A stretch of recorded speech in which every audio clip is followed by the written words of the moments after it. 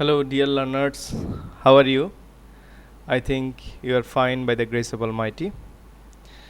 I am here with another class, and today I will discuss on transformation of sentences for the students of class 11 and 12. And today I will discuss exercise board question standard. So এটা শিক্ষার্থীদের সুবিধাই হবে, কারণ আমি এর আগের ক্লাসগুলোতে ট্রান্সফরমেশনের basic রুলসগুলো discuss করেছিলাম এবং আজকে আমরা কিছু বোর্ড কোয়েশ্চেন স্ট্যান্ডার্ডের এক্সারসাইজ ডিসকাস করব। So let us start.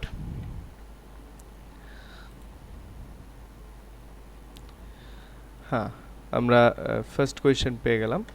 আমাদের প্রথম প্রশ্নটি হলো, Our Parliament House at Shere-Bangla Nagar in Dhaka is a triumph of modern architecture and technology.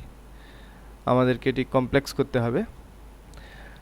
আমরা দেখতে পাচ্ছি এটা একটা সিম্পল সেন্টেন্স, কারণ our parliament house at Sher-e-Bangla Nagar in Dhaka is a triumph of modern architecture and technology. এই সেন্টেন্সে শুধুমাত্র একটি মাত্র ফাইনিট ভার্ব আছে। সো এই সেন্টেন্সটি আমরা যখন কমপ্লেক্স করতে যাব, আমাদের এই সেন্টেন্সে কমপক্ষে দুটি ফাইনিট ভার্ব থাকতে হবে। সো এখানে আমরা একটি ফাইনিট ভার্ব যুক্ত করব। তো আমরা এখানে দেখছি যে আমাদের পার্লামেন্ট হাউসটা বা সংসদ ভবন যেটি, সেটি কোথায় অবস্থিত? এটা ঢাকায় অবস্থিত। তাহলে অ্যাট শেরে-বাংলা নগর ইন ঢাকা, এই কথাটা দিয়ে পার্লামেন্ট হাউসের অবস্থান বোঝাচ্ছে। তো আমরা এখানে আমরা বলতে পারি যে আওয়ার পার্লামেন্ট হাউস, যেটি কিনা শেরে-বাংলা নগরে অবস্থিত, তাহলে হয় অবস্থিত, যেটি শেরে-বাংলা নগরে হয় অবস্থিত ঢাকার, সেটি আধুনিক স্থাপত্য এবং প্রযুক্তির একটি বিজয়। তো আমরা এখানে ভার্ব কি যুক্ত করব? প্রথমে আমরা প্রশ্নে যেভাবে আছে আওয়ার পার্লামেন্ট হাউস লিখে ফেলব। Our parliament house, PAR parliament house বসে গেল। এবার যেহেতু পার্লামেন্ট হাউস একটি বিষয় বা বস্তু, সেজন্য আমরা লিখব হুইচ। তারপর প্রেজেন্ট টেন্স হওয়ার কারণে হয় অবস্থিত, ইজ লোকেটেড। এরপরে বাকি যা অংশটুকু আছে আমাদের কোনো পরিবর্তন হবে না, পুরোটাই যেভাবে আছে বসে যাবে। তাহলে আমাদের সেন্টেন্সটা দাঁড়াচ্ছে, our parliament house which is located at Sher-e-Bangla Nagar in Dhaka is a triumph of modern architecture and technology. তাহলে এই যে সেন্টেন্সটা আমরা লিখলাম, এইটা আমরা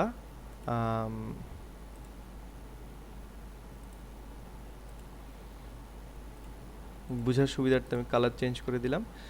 সো এখানে আমরা নতুন করে শুধু যুক্ত করলাম হুইচ ইজ লোকেটেড। তাহলে এটা একটা ইজ লোকেটেড, এটা একটা ফাইনিট ভার্ব এবং এটা একটা কমপ্লেক্স সেন্টেন্স হয়ে গেল, কারণ এখানে একটি ভার্ব আছে এবং এখানে আরেকটি ভার্ব আছে, এবং কনজাংশন হিসেবে আমরা রিলেটিভ প্রোনাউন হুইচ যুক্ত করলাম।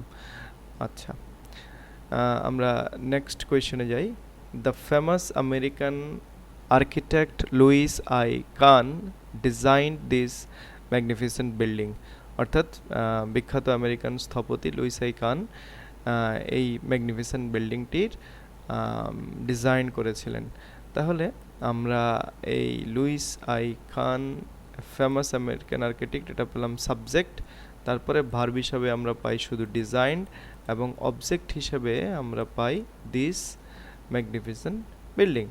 তাহলে আমরা জানি আমাদেরকে শুরুতে লিখতে হবে অবজেক্ট। তাহলে অবজেক্ট হিসাবে আমরা লিখব দিস ম্যাগনিফিসেন্ট বিল্ডিং,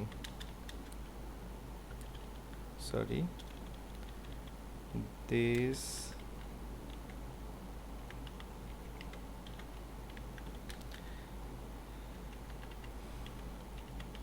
বিল্ডিং। এরপর আমরা অবজেক্ট লেখার পরে লিখব প্যাসিভ অক্সিলারি। যেহেতু আমাদের এই ভার্বটি এখানে পাস্ট ইনডিফিনিটে আছে, প্যাসিভ সেন্টেন্স করার সময় পাস্ট ইনডিফিনিটের জন্য প্যাসিভ অক্সিলারি বসে ওয়াজ অথবা ওয়ার। এখানে যেহেতু একটি বিল্ডিং অর্থাৎ সিঙ্গুলার, সেহেতু এখানে বসবে ওয়াজ। এরপর ভার্বের পাস্ট পার্টিসিপেল যা আছে তাই বসে যাবে, ডিজাইন। এরপরে প্রিপোজিশন বসবে বাই। এরপরে আমরা সাবজেক্ট হিসেবে যেটা পেয়েছিলাম সেটা লিখে ফেলবো, famous American architect Louis I Kahn, পুরোটাই এখানে বসে যাবে। তাহলে আমাদের হয়ে গেল, সেন্টেন্স হয়ে গেল, this magnificent building was designed by famous architect Louis I Kahn. তাহলে আমাদের এই সেন্টেন্সটি হয়ে গেল। তাহলে এখানে আমরা কি করলাম, দিস ম্যাগনিফিসেন্ট বিল্ডিং, এটা হলো object, was passive auxiliary, design ভার্বে পাস্ট পার্টিসিপল, প্রিপোজিশন হিসেবে বসেছে বাই, তারপর সাবজেক্ট বাই এর পরে বসেছে a famous American architect Louis I কান।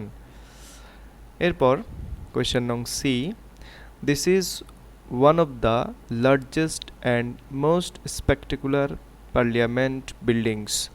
পজিটিভ করতে বলেছে, এটি ওয়ান অফ দি লার্জেস্ট থাকার কারণে আমরা চিনতে পারি এটি একটি সুপারলেটিভ সেন্টেন্স, এখানে দুটি ডিগ্রি আছে, একটি লার্জেস্ট একটি মোস্ট স্পেকটেকুলার। তা থাকুক, অসুবিধা নেই, কিন্তু পজিটিভ সেন্টেন্সে কি বসবে শুরুতে? যদি ওয়ান অফ দি থাকে তার পরিবর্তে পজিটিভের শুরুতে বসে ভেরি ফিউ। এরপর পরের নাউনটি আগে আসবে, পরের নাউনটি আছে পার্লামেন্ট বিল্ডিংস। তাহলে এখানে আমরা লিখব very few parliament buildings.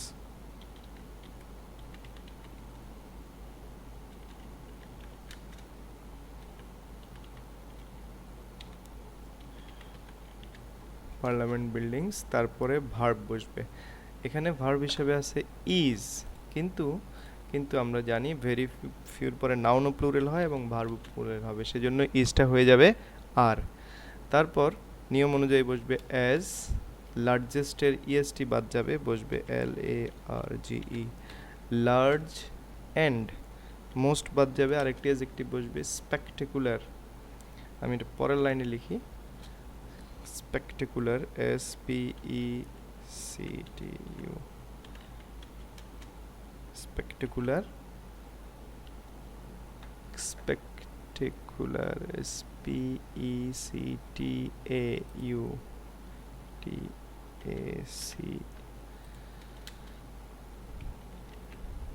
as, আবার লিখতে হবে as it। তাহলে আমার সেন্টেন্স হয়ে গেল।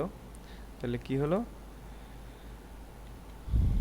very few parliament buildings are as large and spectacular as it. ওকে, এরপরের সেন্টেন্সে আমরা যাই, as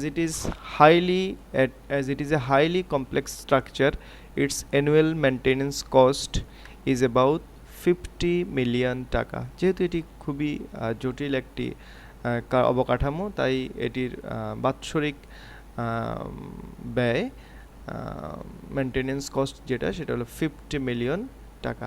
সিম্পল করতে বলছে, তাহলে সিম্পল করলে অ্যাজ বাদ যাবে, যেহেতু এখানে সাবজেক্ট ভিন্ন আছে, এখানে অ্যাজ আছে, এখানে ইটস অ্যানুয়াল মেনটেনেন্স কস্ট হিসেবে আছে সাবজেক্ট ভিন্ন থাকার কারণে প্রথম আলাদা সাবজেক্ট হলে প্রথমটা বসে যায়, প্রথম ভার্বের সাথে আইএনজি বসবে, ইজের সাথে আইএনজি বসলে বসে বিং।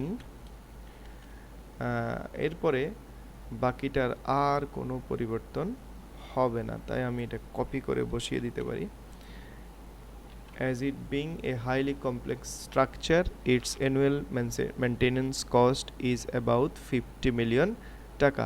তাহলে এই সেন্টেন্সে আমরা শুধু এখানে এসটা বাদ দিলাম, এরপরে ইট থাকলো, ইজের সাথে আইএনজি যুক্ত করলাম, তাহলে এটা একটি সিম্পল সেন্টেন্স হয়ে গেল, কারণ একটি মাত্র ফিনিট ভার্ব থাকলো এখানে ইজ, আর কোনো ফাইনিট ভার্ব এখানে নেই।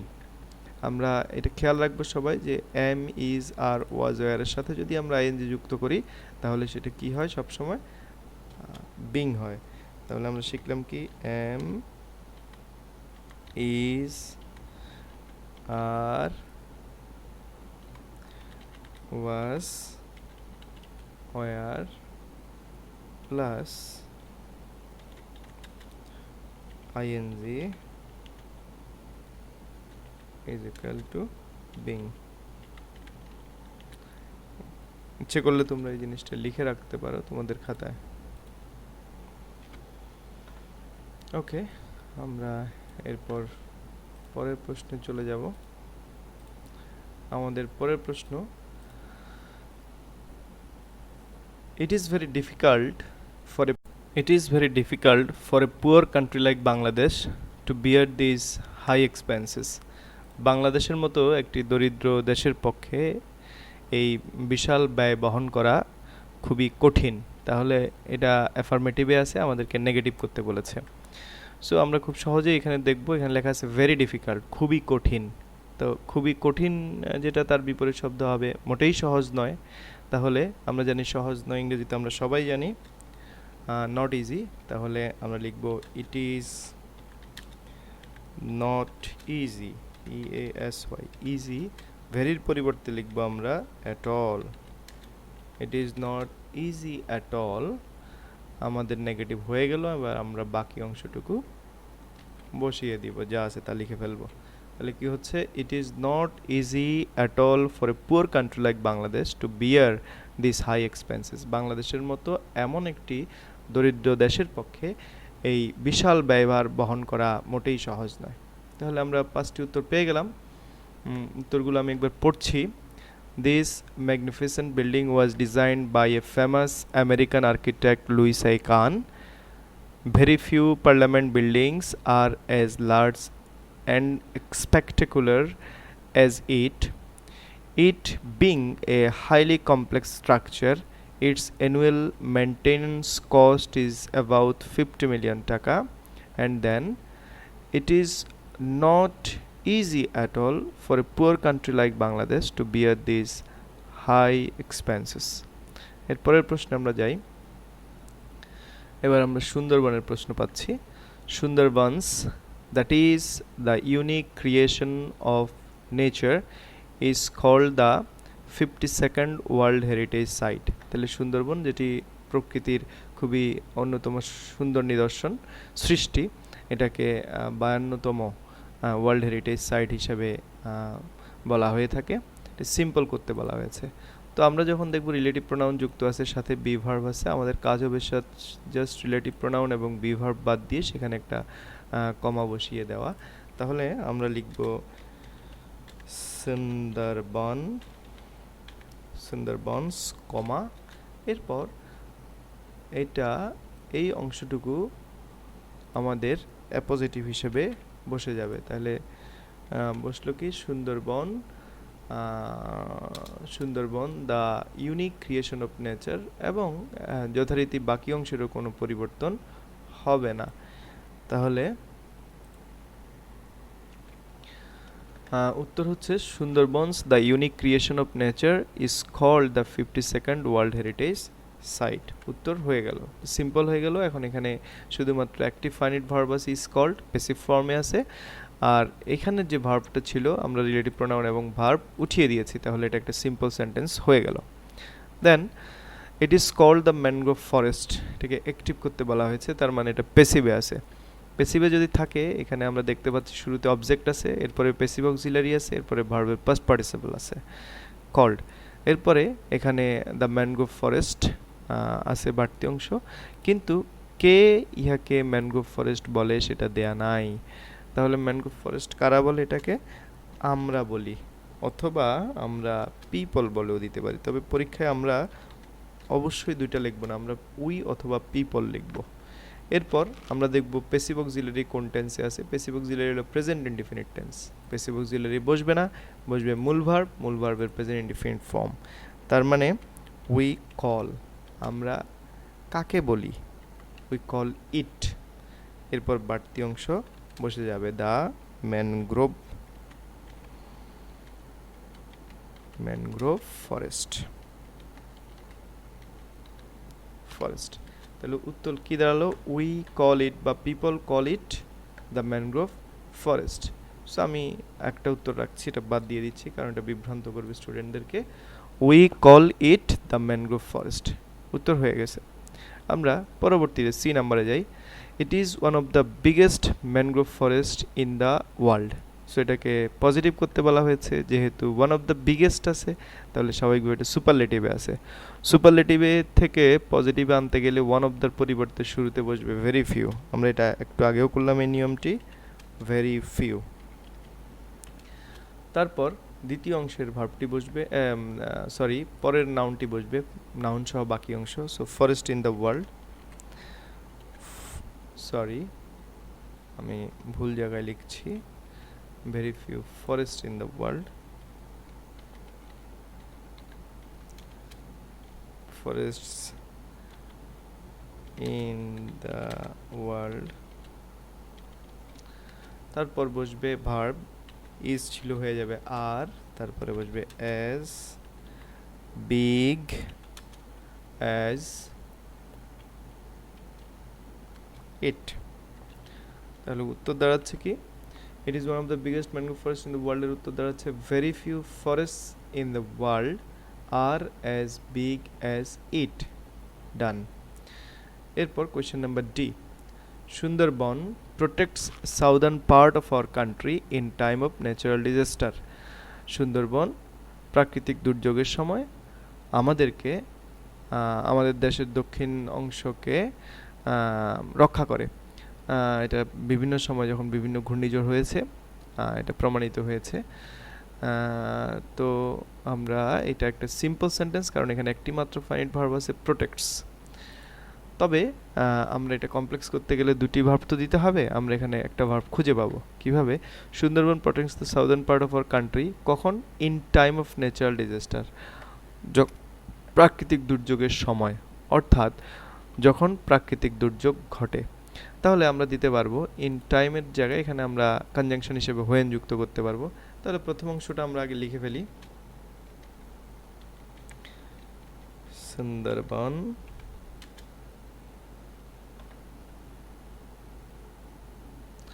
protects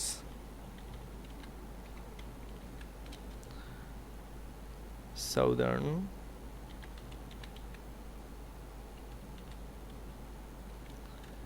part of our country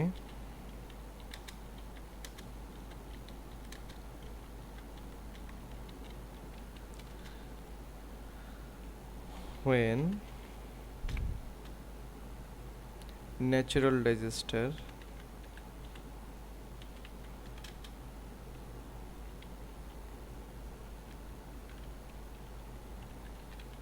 ঘটা, ইংরেজি অকার।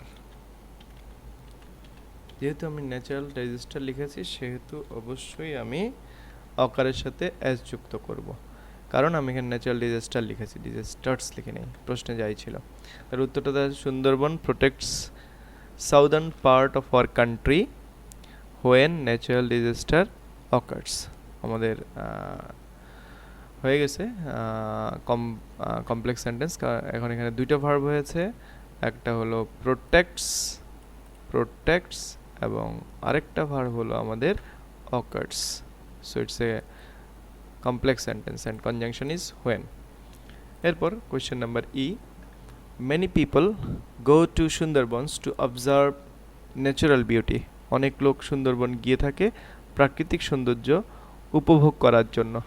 তো আমরা এখানে দিব মেনি পিপল গো টু সুন্দরবনের জায়গায় আমরা এখানে লিখব টু অবজার্ভ, এখানে আমরা কম্পাউন্ডের অ্যান্ড যুক্ত করব। তাহলে প্রথম অংশটা আমরা লিখে ফেলবো যা আছে, many people go to Sundarbans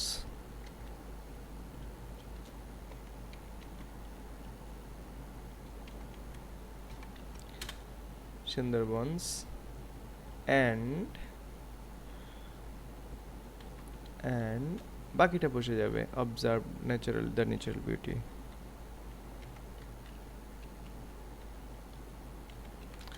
observe the natural beauties. আমাদের উত্তর হয়ে গেল। তাহলে আমরা কি লিখলাম, many people go to the Sundarban to observe the natural beauties। তাহলে এটার উত্তর হলো many people go to Sundarbans and observe natural beauty। তাহলে আমরা উত্তরগুলো কি লিখলাম একটু পড়ে দেই প্রথম থেকে।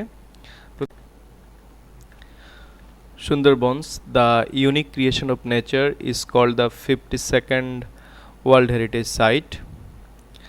We call it the mangrove forest.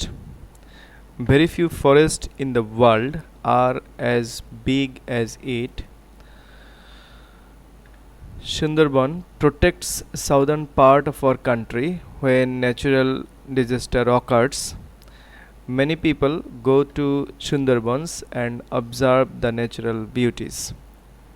Okay, আমরা next question এ যাই. 3a, this admixture may corrupt the nature of the original commodity. এটা ফুড অ্যাডাল্টারেশন নিয়ে, অর্থাৎ এই ধরনের ভেজাল পণ্যের প্রকৃত যে মান সেটা নষ্ট করে, মে করাপ্ট, নষ্ট করতে পারে। তাহলে এটা প্যাসিভ করতে হবে। আমরা সাবজেক্ট হিসেবে পাচ্ছি দিস অ্যাডমিক্সচার, ভার্ব হিসেবে পাচ্ছি মে করাপ্ট, আর অবজেক্ট হিসেবে পাচ্ছি the nature of the original commodity. So আমরা আগে অবজেক্টটা লিখে ফেলবো। The nature of the original commodity, the nature প্রকৃতি, nature of the original commodity,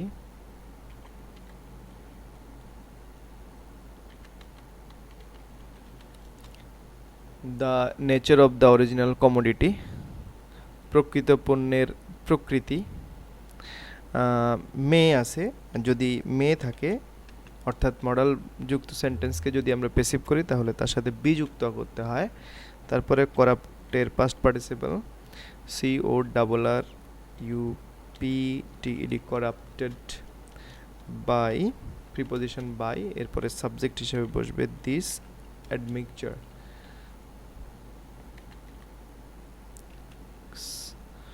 TURE। So আমাদের অ্যান্সার হয়ে গেল। আমরা কি লিখলাম? The nature of the original commodity, এটা বসছে অবজেক্ট হিসেবে। তারপর মডেল অক্সিলারি মে থাকলে বসবে বি, এরপর ভার্বে past participle corrupted by this admixture. তাহলে প্রথম সেন্টেন্স হয়ে গেল, সরি এখানে অ্যাডমিক্সচার হবে। Okay, sentence number 2, the value or the effectiveness of the finished product is destroyed by adulteration. এটাকে অ্যাক্টিভ করতে হবে। তাহলে ভ্যালু আর effectiveness of the finished product, পণ্যের যে মান বা কার্যকারিতা সেটা নষ্ট হয় অ্যাডাল্টারেশনের দ্বারা। তাহলে সাবজেক্ট হিসেবে বসবে অ্যাডাল্টারেশন, ভেজাল, ADULTERATION,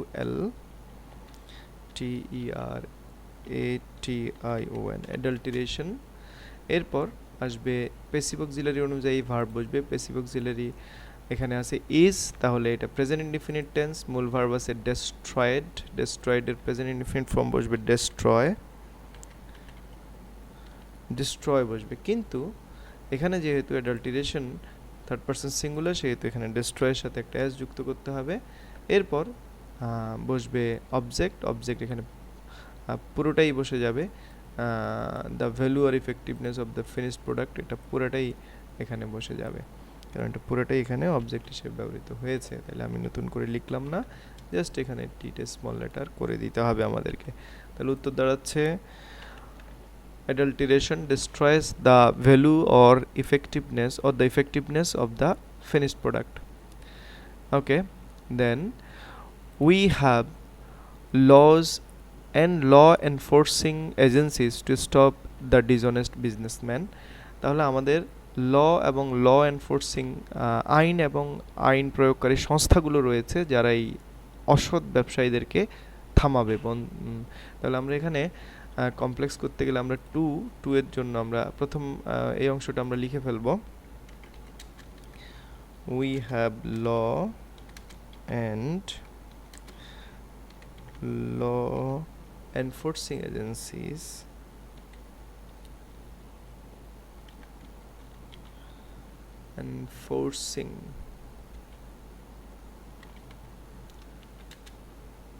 সরি এখানে একটা পি হয়েছে, law enforcing agencies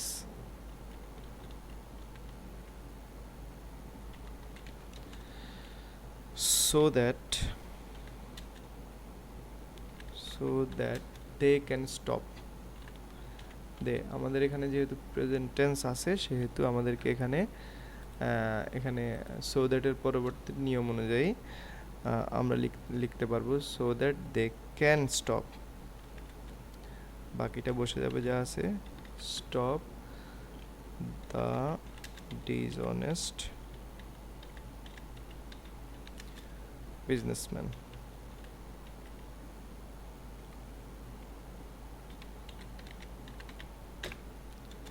Okay, answer done. We have law and law enforcing agencies so that they can stop the dishonest businessman. এটা আমরা একটু ভিন্নভাবেও করতে পারি ইচ্ছা করলে।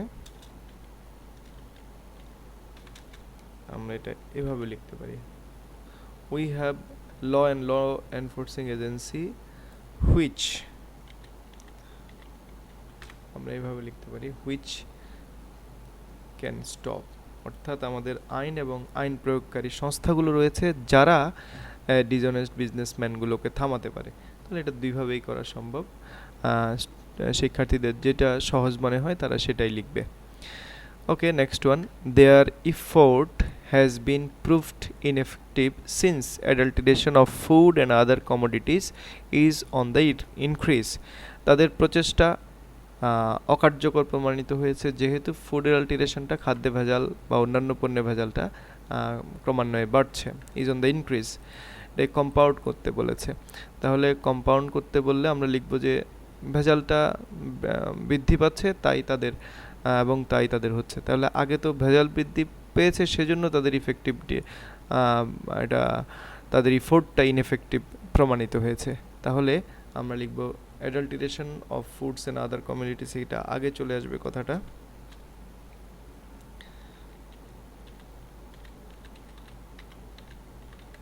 Adulteration of foods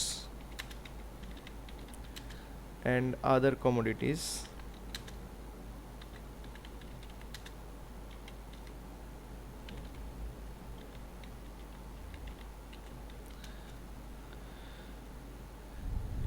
is on the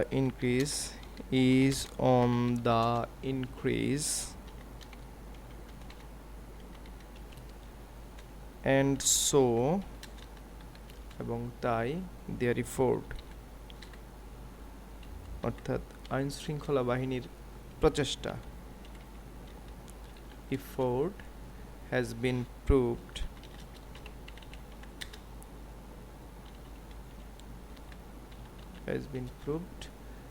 ineffective.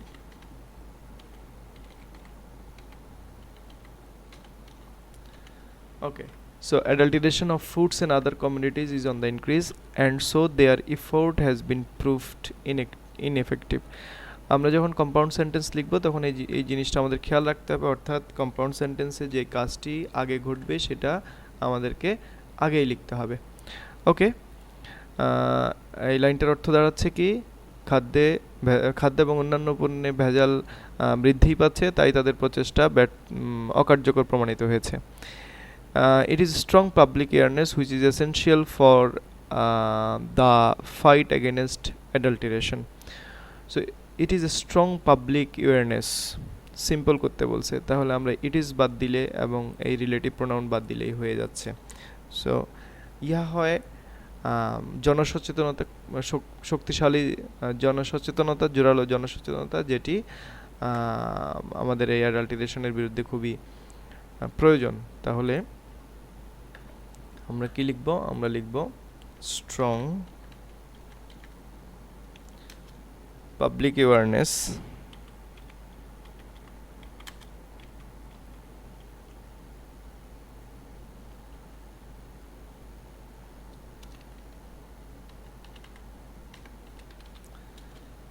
is essential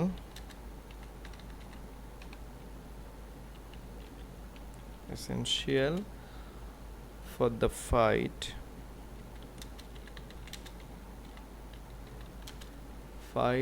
against adulteration.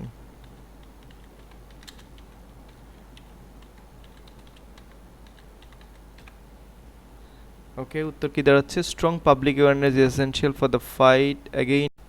তাহলে আমরা কি লিখলাম? Strong public awareness is essential for the fight against adulteration. তাহলে আমি কি লিখলাম একটু উত্তরগুলো বলি আবার। প্রথমে লিখলাম, আমরা এটাকে প্যাসিভ করেছি। আমরা শুরুতে অবজেক্টে লিখেছিলাম the nature of the original commodity may be corrupted by this admixtures. তাহলে আমরা এখানে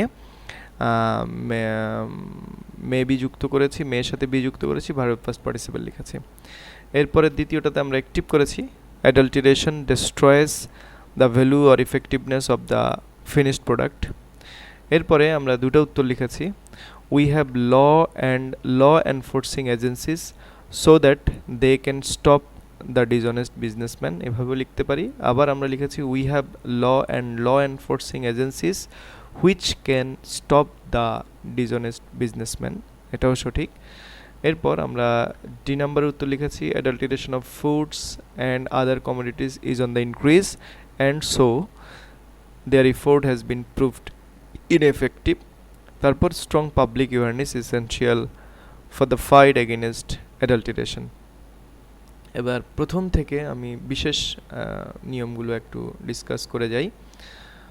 আমি প্রথম যে সেন্টেন্সটা আমরা কমপ্লেক্স করেছি, কিভাবে কমপ্লেক্স করলাম, আমরা কমপ্লেক্স করতে হলে আমরা দুটি ক্লজ আমাদের করতে হবে, সেজন্য এখানে একটা রিলেটিভ প্রোনাউন যুক্ত করলাম হুইচ, এবং সাথে আমরা ভার্ব হিসেবে দিয়েছি ইজ লোকেটেড। হুইচ যুক্ত করেছি কারণ পার্লামেন্ট হাউস এখানে একটি জায়গা বোঝাচ্ছে, যেটি বা যা, আমরা যেটি বা যা অর্থে হুইচ লিখব এবং অবস্থিত হয় সেই অর্থে ইজ লোকেটেড। ইচ্ছে করলে আমরা এখানে ইজ সিটুয়েটেডও লিখতে পারতাম, ইজ লোকেটেড অথবা is situated at Sher-e-Bangla Nagar in Dhaka is a triumph of modern architecture and technology. তাহলে আমরা বুঝতে পারলাম যে কমপ্লেক্স করতে হলে আমাদেরকে দুটি ক্লজ করতে হবে। এরপর আমরা এটা প্যাসিভ করেছি, আমরা বেশ কয়েকটি একটি প্যাসিভ করেছি। প্যাসিভ করার সময় আমাদেরকে শুরুতে অবজেক্ট নিয়ে আসতে হবে, আমরা তাই নিয়ে এসেছি দিস ম্যাগনিফিসেন্ট বিল্ডিং। তারপর আমরা এখানে প্যাসিভ অক্সিলারি দিয়েছি। আমরা শিখব এখান থেকে যে প্যাসিভ অক্সিলারি বসে ভার্বের টেন্স অনুযায়ী আমরা এই ভার্বটি দেখতে পাচ্ছি ডিজাইন পাস্ট ইনডিফিনিটে আছে, তাই এখানে আমরা পাস্ট ইনডিফিনিটের ওয়াজ রেখেছি এবং ভার্বের পাস্ট পার্টিসিপেল দিয়েছি। সর্বশেষ আমরা প্রিপোজিশন এবং সাবজেক্টটি লিখেছি। ওকে, এরপর এখানে আমরা করেছি পজিটিভ সুপারলেটিভ সেন্টেন্স ছিল। সুপারলেটিভ থেকে পজিটিভ করার সময় যে কাজটি আমাদের করতে হবে, যদি ওয়ান অফ দি থাকে তার পরিবর্তে ভেরি ফিউ দিতে হবে এবং পরের নাউন সহ বাকি অংশ আগে আনতে হবে।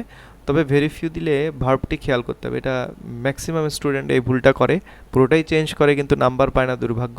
তার কারণ ভেরি ফিউর পরে আমাদেরকে নাউন ও প্লুরাল দিতে হবে, এরপরে সেই অনুযায়ী ভার্ব বসাইতে হবে।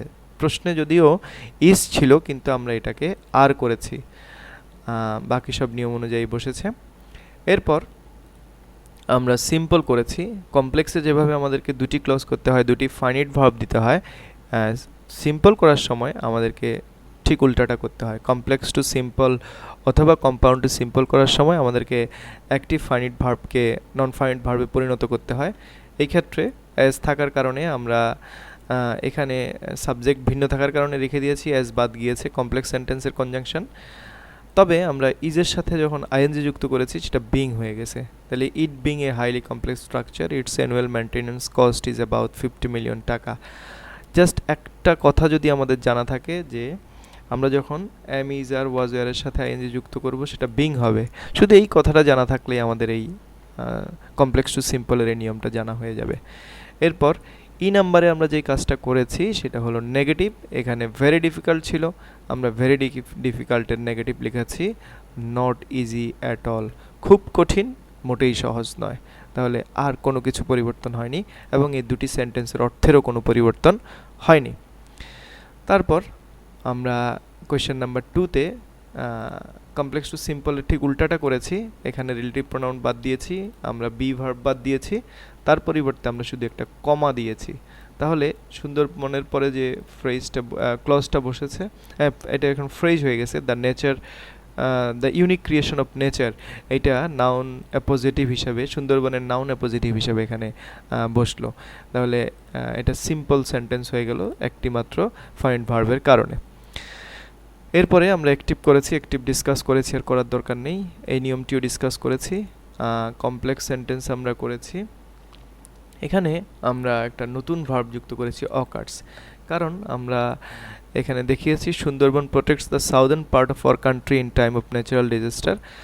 সুন্দরবন আমাদের দক্ষিণাঞ্চলকে রক্ষা করে প্রাকৃতিক দুর্যোগের সময়ে, তার মানে প্রাকৃতিক দুর্যোগ ঘটার সময়ে, অর্থাৎ প্রাকৃতিক দুর্যোগ যখন ঘটে, তাহলে আমরা জানি ঘটা ইংরেজি হলো অকার্স, অকার, তাইলে আমরা সেই জন্য এখানে নিলাম যখন, ইংরেজি হোয়েন, ন্যাচারাল ডিজাস্টার অকার্স লিখলাম। তাহলে এটা কমপ্লেক্স সেন্টেন্স করার কথা ছিল, আমরা করেছি, এখানে দুটি ভার্ব হয়ে গেল।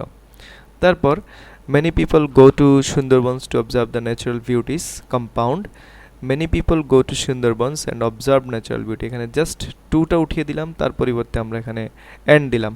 যেহেতু এখানে many people ছিল এবং এখানে প্রেজেন্ট টেন্স ছিল, এই পাশেও প্রেজেন্ট টেন্স বসবে, এখানে গো ছিল, এখানে অবজার্ভ বসেছে, এটা নাউন প্লুরাল হওয়ার কারণে এখানে অ্যাজ বাই এস বসেনি।